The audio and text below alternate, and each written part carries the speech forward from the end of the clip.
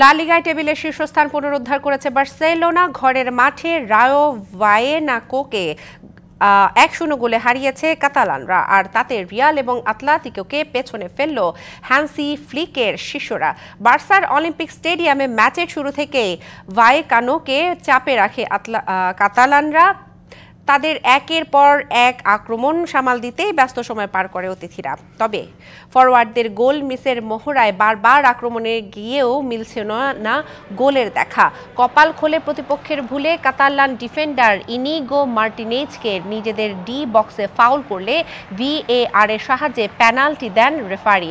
28 মিনিটে spoke kick থেকে গোল করে দলকে লিড এনে দেন লেভানডোস্কি। বাকিটা সময় আধিপত্য ধরে রাখলেও আর গোলের দেখা পায়নি তারা। ফলে 1-0 গোলের জয়ে টেবিলের শীর্ষে ফিরল বার্সেলোনা। 24 ম্যাচে তাদের পয়েন্ট 51, সমান পয়েন্ট রিয়াল মাদ্রিদের। তবে মুখোমুখি লড়াইয়ে এগিয়ে থাকার শীর্ষে রয়েছে বার্সা।